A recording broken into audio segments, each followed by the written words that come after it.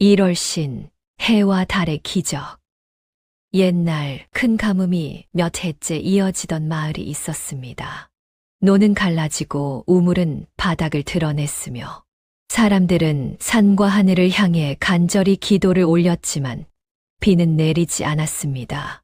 그 마을에는 어머니를 모시고 살아가는 서연이 있었습니다.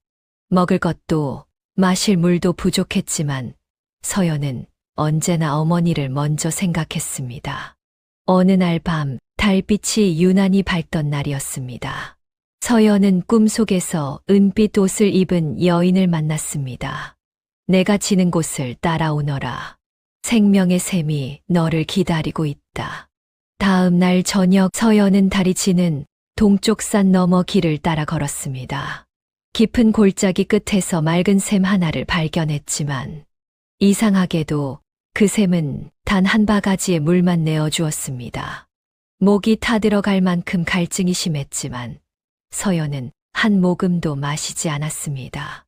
조심스럽게 물을 품에 안고 집으로 돌아와 어머니 앞에 내밀었습니다. 어머니, 먼저 드세요. 어머니는 딸을 바라보며 말했습니다. 너도 얼마나 힘들었을 텐데 내가 먼저 마셔야 한다. 하지만 서연은 고개를 저었습니다. 저보다 어머니가 먼저예요. 어머니가 물을 마시는 순간 새벽 하늘이 붉게 물들기 시작했습니다.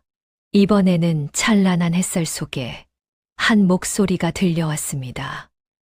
달은 너의 마음을 보았고 나는 너의 선택을 보았다. 자신의 목마름보다 다른 사람의 생명을 먼저 생각한 마음이야말로 세상을 살리는 빛이다.